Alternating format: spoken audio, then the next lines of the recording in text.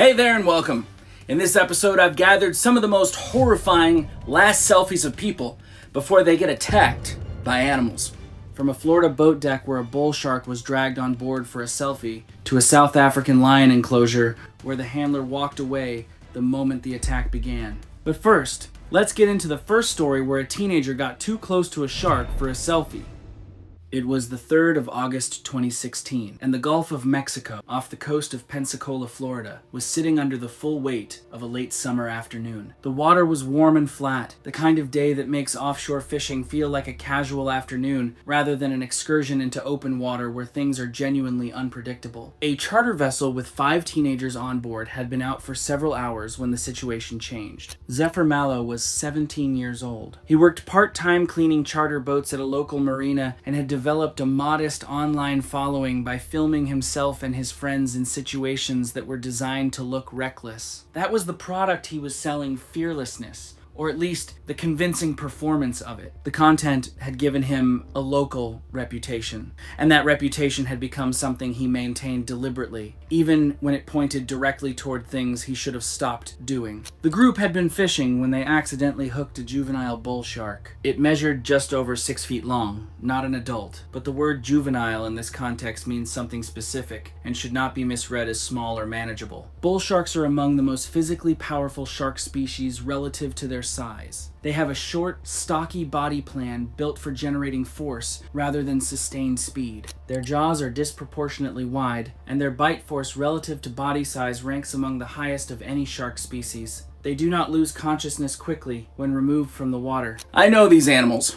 They do not become calm or disoriented in a way that reduces their capacity for sudden, explosive movement. They thrash, they re-engage, and when they bite, they hold. The fight to bring the animal to the boat took nearly 40 minutes. At least one person in the group suggested cutting the line before anyone got hurt. Zephyr overruled it. After several failed attempts and a lot of shouting, the group finally dragged the shark over the gunwale and onto the deck, still fully active, still thrashing, scattering tackle and gear in every direction, while the boys shouted and stepped back from the animal's movement. The shark had not worn itself out. That is not how bull sharks work. Zephyr crouched near the animal, while another person held tension on the leader rope. He repositioned himself several times, trying to frame the image, his face close to the shark's head, both of them visible in a single photo.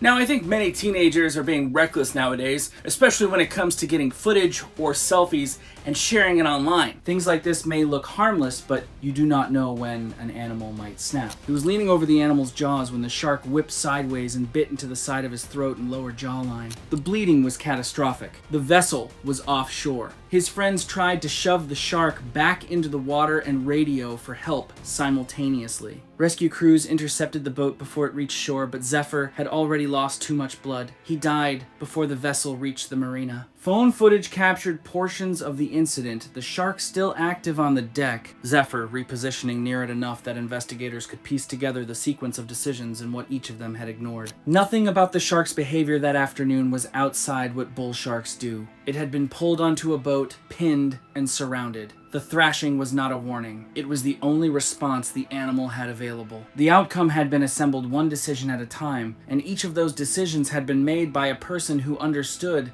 at some level, that what he was doing was dangerous, and who had chosen the photograph anyway. The next story didn't involve a camera crew or an audience. It involved a woman hiking alone in Australian bushland, a trail that had already been flagged as dangerous that week, and a snake that delivered its warning exactly once. It was the 14th of May, 2015, and the bushland outside Brisbane, Australia, was coming off several consecutive days of unusually intense heat for the season. The temperature had pushed animals that typically stayed sheltered through the middle hours of the day into more unpredictable positions near rocky paths, in open sun-warmed areas, and along the kinds of walking trails that people use without much consideration for what else might be using them. Callista Vey was 29 years old and worked remotely as a travel copywriter. She had started a hiking blog that had gradually shifted from straight straightforward trail documentation towards something with a different appeal. Isolated locations, unusual encounters, content designed to read as more adventurous and more dangerous than what most hikers sought out. That shift had been gradual, but it had direction. She had become increasingly interested in finding things that most people would not find, and increasingly willing to go looking in places that most people avoided for specific reasons. Local campers near the trailhead had flagged elevated snake activity that week due to the heat. Callista had heard the warnings and continued into the trail anyway. The eastern brown snake is the species responsible for more snakebite deaths in Australia than any other. It is not the largest snake in the country, and size is not the variable that makes it dangerous. What matters is its venom delivery system and the composition of what it delivers. Eastern browns produce a venom whose dominant and clinically significant effect is on the clotting system. It contains procoagulant compounds that trigger the blood's clotting factors to activate and exhaust themselves rapidly, leaving the blood unable to clot. A condition that progresses through the body's tissues, causes internal hemorrhage, and can lead to cardiovascular collapse. Eastern browns are also fast. They do not wait. When a person enters their strike range, the strike happens in a fraction of a second, and at typical encounter distances, there is no reaction time available to the person being bitten. Late in the afternoon, Callista encountered a large eastern brown partially coiled beside a sun-warmed rock shelf at the edge of the trail. The snake was motionless at first. She interpreted that as calm. She moved closer, taking photos, and then attempted to position herself for a selfie, the snake visible in the frame behind her. At some point during that repositioning, she stepped backward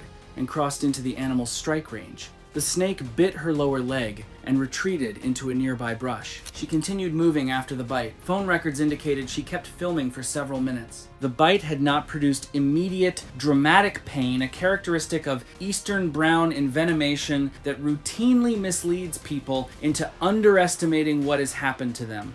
In this situation, I feel sad for Callista. It seems like she doesn't know what kind of lethal snake she had encountered at this moment. When she got bit, she may have thought this was nothing but a simple bite by an animal, not knowing this simple bite can take her life. She was miles from the nearest roadway, in an area with no reliable phone signal, and the bite had not felt like what she expected a deadly snake bite to feel like. The venom was already doing what eastern brown venom does quietly before the body's visible responses begin. She never reached help. Search teams found her the following morning beside her backpack and phone, along a trail she should never have been on alone, in conditions she had been explicitly warned about. The eastern brown had done exactly what eastern browns do when a person steps into their space. Nothing about its behavior that afternoon was unusual. Everything about the sequence of decisions that preceded the bite had made the outcome almost structurally inevitable. One person died in the open. The next died in water inside an enclosure she had built herself during a routine she had completed dozens of times before. It was the 22nd of September 2017, and the Louisiana bayou system was sitting at the tail end of a hot season. The water warm, the vegetation dense and close, the light falling in flat, amber angles through the cypress canopy by mid-afternoon. A small production crew had been out since morning, documenting fish migration and underwater root systems in a stretch of sediment-heavy marsh water, where visibility below the surface was effectively zero beyond a few inches. Myrelle Thorne was 34 years old and worked as an independent wildlife videographer based in Baton Rouge. She had built a regional reputation on immersive footage of swamp ecosystems, the kind of material that required getting close to things most camera operators stayed back from. Fellow crew members described her as technically skilled and genuinely talented, and also as someone who, when she felt she was close to a unique shot, stopped weighing the risks of getting there the way she did at the beginning of her career. The crew had warned her multiple times throughout the day about alligator sign along the shoreline, disturbed mud, drag marks near reed beds, the presence of large males in the shallow water near the banks. She acknowledged the warnings and continued working closer to the water's edge and then below it. American alligators are ambush predators. That categorization describes not just a hunting method, but an entire biological design, a body plan, and behavioral strategy oriented around one specific outcome: getting close to something without being detected, and then closing the remaining distance faster than the target can respond. Adult male alligators in the American Southeast regularly exceed 10 feet in length, with large males reaching 12 to 15 feet and weighing between 500 and 1,000 pounds. Near sunset, Morel separated from the rest of the crew entirely. She was photographing underwater root systems in a section of dense shoreline vegetation where the water was shallow and the sediment was heavy enough that visibility was nearly non-existent. A large male alligator had been positioned near that shoreline, partially submerged, motionless, for an indeterminate amount of time before she entered the water. This is what I want you to keep in mind. Do not trust the waters so easily. Things like this could happen. You always need to make sure that your safety comes first before aesthetics. She almost certainly never saw it. The attack came from shallow water near the muddy bank, which is exactly where large male alligators hold position when they are waiting. Crew members heard violent splashing. After it stopped, the only sounds left were insects and the boat engine idling somewhere in the distance. Damaged equipment was recovered floating near the marsh grass later that evening. Recovery teams located her body deeper in the bayou the following morning. The alligator had not moved into her space. She had moved into its. The distinction matters because the sequence of choices that led to the outcome, the repeated warnings, the drift away from the support boats, the entry into water with zero visibility in an area with confirmed large alligator activity, was entirely constructed by a person who had spent enough time in swamp environments to know exactly what each of those decisions carried. What came next is a different kind of story. Not a person moving toward a wild animal, but a person who entered a private enclosure she had never seen before, assured by a man she had met days earlier, who disappeared the moment the situation became irreversible. It was the 18th of June, 2018, and the rural stretch of South Africa outside a small regional town was sitting in the dry warmth of a southern hemisphere winter afternoon. The facility was not a sanctuary in any formal or regulated sense. It was a privately run operation on an unmarked property, accessible by a dirt road that connected to a secondary highway, with several outdoor enclosures and a small building that served as a visitor's area. The man who operated it ran tourist interactions out of informal contact, a name passed along by someone who knew someone, a number, an invitation extended to people who seemed interested and willing to pay for access they could not get elsewhere. Elowen Wraith was 23 years old and on a photography-focused gap year trip through South Africa after finishing a hospitality management program in Savannah, Georgia. She was, by every account from people who knew her, outgoing and genuinely curious, someone who responded to invitations by accepting them and figured out the details afterward. She had no particular background in large carnivores, no training in reading cat behavior, and no reason to have developed either. She had been traveling for months and was accustomed to encounters that were unusual by most people's standards and had gone fine. Listen.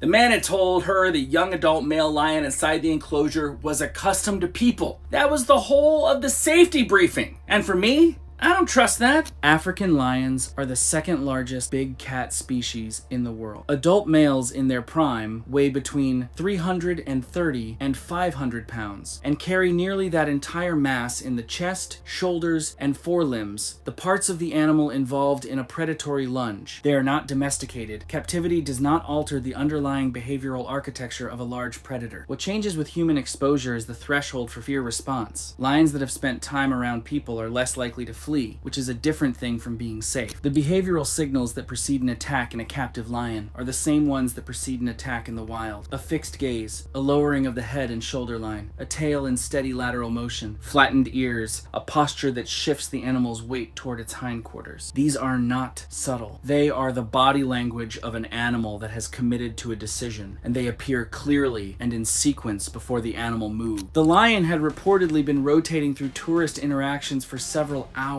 before Elowen arrived. The handler, who was supposed to be supervising the enclosure, was absent that afternoon. The animal was already showing the signs of an animal that had spent too long in a stimulating, disruptive environment and was running low on whatever tolerance it had extended to the people moving through its space. Elowen crouched inside the enclosure near the lion, while the man encouraged her to move closer. The lion was pacing. Its tail was in motion. Its ears had flattened. Its gaze had fixed directly on her with the quality of attention that distinguishes territorial territorial or predatory focus from indifferent observation. She was looking at her phone, framing the shot, with her back partially toward the animal. When the lion lunged, the man backed out of the enclosure and did not re-enter. Emergency responders arrived to a scene where Elwyn was still inside the enclosure and the animal had not been secured. The intervention came too late. Authorities shut down the facility during the investigation. The man who invited her in and did not re-enter faced legal consequences. Several warning behaviors had reportedly been visible in the seconds before the lion moved. Witnesses reconstructed them afterward. No one inside the enclosure at the moment of the attack had been in a position to act on any of it. In my opinion, the fatal mistake was treating a stressed captive lion like a photo prop instead of what it actually was, a powerful wild predator with no real margin for error. The story that follows took place in a different country, in a body of water at night, at the edge of a dock where the warning signs were posted before anyone arrived. It was the 9th of April, 2013, and the Northern Territory of Australia was settling into the kind of night that arrives in the tropics. Warm, humid, the air carrying the particular smell of still water and vegetation that defines the region's wetland country after dark. A weekend gathering at a riverside property had been going on for several hours. The water beyond the observation deck was dark and effectively opaque. The dock extended out over a tidal waterway that had documented saltwater crocodile activity active enough that warning signs had been posted on the property before any of the guests arrived. Terrian Holt was 31 years old and worked as a property broker in Darwin. He was social in the way that some people are professionally social and personally social, simultaneously, always with a group, always with something being recorded, always with some version of the current moment being prepared for an audience somewhere. This guy had spent much of the evening on and around the observation deck, leaning over the railing, trying to frame the black water below him into an image worth keeping.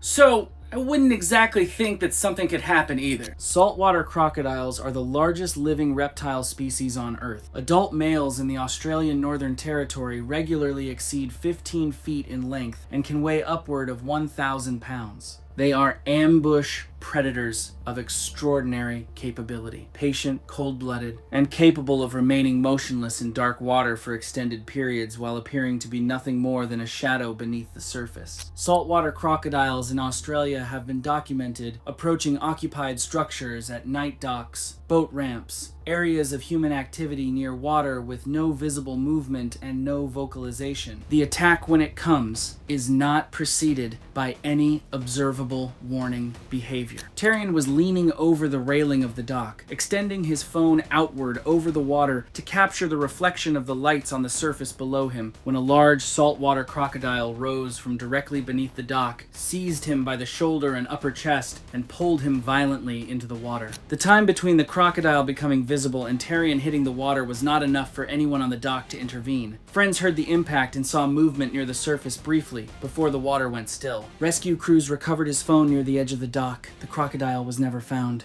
Honestly, the warning signs at the property had described exactly this kind of risk.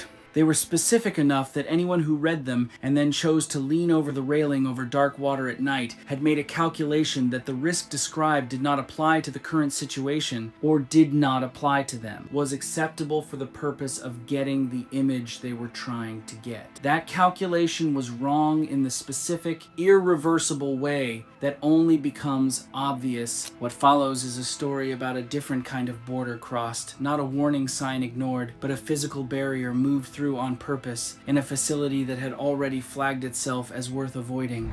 It was the 27th of February 2018, and the roadside animal attraction outside a regional town in Thailand was running a rotation system. Tourists moved through a sequence of supervised photo areas, handlers circulated, and the captive tigers rested in open-air holding sections between sessions. The facility was not affiliated with any conservation organization or any formal tourism regulatory body. It operated on volume and access, and the access it offered was the product: proximity to adult big cats that few legitimate operations would allow. Naira Velez was 28 years old and worked as a brand strategist based in Tacoma, Washington. She had become increasingly focused on wildlife encounter content over the previous year, unusual animal photographs from countries with fewer restrictions on tourist access, the kind of images that were difficult to get in contexts that were properly supervised. She had traveled to Thailand, specifically to find those experiences, and this facility was on that list. The standard protocol at the attraction required tourists to stay behind a low barrier while handlers managed the interaction. The barriers were not particularly substantial, they were crowd management infrastructure, not containment. Naira had been through the supervised area and was unsatisfied with the photographs she had gotten, while workers were occupied with a rushed transfer of another animal between enclosures on the far side of the property. She moved through a partially open side gate and entered a shaded holding section where an adult Bengal tiger was resting without a handler present. Bengal tigers are among the largest cat species in the world. Adult males weigh between 400 and 570 pounds, with a shoulder height of close to 4 feet and a total length including the tail of between 9 and 10.5 feet. The behavioral indicators of escalating agitation in a captive tiger are well documented. Increased vigilance, a shift in body posture, repeated focus on a specific target, rigid stillness before movement. These escalate along a recognizable sequence before an attack, and they are visible to anyone watching the animal rather than the camera. The tiger in the holding section had already been through a full rotation of tourist sessions that morning. It had been handled, approached, and photographed by strangers for several hours before it was moved into the holding section to rest. It was not resting easily. Its movement in the enclosure had the quality of an animal that had not had enough time away from stimulation and had not fully settled. Naira entered the section and moved toward the animal to get a closer shot. When the tiger shifted position and she interpreted the movement as it settling, she crouched down beside it, getting low, closing the remaining distance, reducing her own profile in a way that may have registered to the animal as a threat posture rather than a retreat. She was close enough that a sudden movement from either of them would have put her inside the animal's immediate response range. That moment, stepping through a half-open gate into a restricted holding space, is where things stop being bad luck and start being a clear decision. No photo, no just one better shot, and no curiosity is worth crossing into an unsecured predator area, especially when it's already obvious the system isn't properly controlling either the animal or the people around it. What triggered the attack was not extended proximity alone. It was the combination, a stressed animal, an unfamiliar person who had entered its resting space without a handler present, crouching at close range in a way the tiger had no framework to interpret as safe. The animal struck fast. Tourists on the other side of the barrier heard the sound before they understood what they were hearing. Staff reached the section and were able to drive the tiger back, but the time it took to get inside and respond was not measured in minutes, it was measured in seconds, the wrong direction. Naira was transported to a regional hospital. She did not survive. Authorities shut the facility down during the investigation. The tiger's behavior in the sequence leading up to the attack had followed a recognizable escalation, the kind that experienced handlers are trained to interrupt well before it reaches a terminal point. There had been no experienced handler present. There had been no one in the enclosure who knew what they were looking at until it was already over. The story that ends this collection is the final one. Not a person who ignored a warning sign or crossed a barrier, but a person who entered a space they had entered 100 times before on a day that looked exactly like every other day until it didn't. It was the 11th of November 2014, and the canyon trails outside Boulder, Colorado were sitting in the cold gray of a pre-dawn November morning. The temperature was below freezing. The trail was a roadside route that Sorrel had used enough times that she ran it in the dark without thinking about the dark familiar enough that it had stopped registering as an environment that required active evaluation and had become instead something closer to a commute. That fall had been a difficult season for wildlife in the area. A prolonged dry stretch through the summer had compressed the deer population into lower elevations, pulling predators closer to residential and recreational corridors than wildlife managers typically saw. Authorities had documented several daytime sightings of a young male mountain lion, likely a recent disperser, probably between 1 and 2 years old, still establishing a territory in the canyon system that included the trail Sorrel ran. The sightings had been reported. A notice had gone out to residents. Sorrel was aware of it. Sorrel Evans was 26 years old and worked as a cardiac nurse. She was slight, 5'3", under 130 pounds, and ran alone in the dark on routes that followed a consistent schedule, at a pace that put her in the same sections of trail, at roughly the same time, on the same days of the week. Endurance running had become the organizing activity of her off hours, and the trail documentation she built around it had grown into a consistent online presence.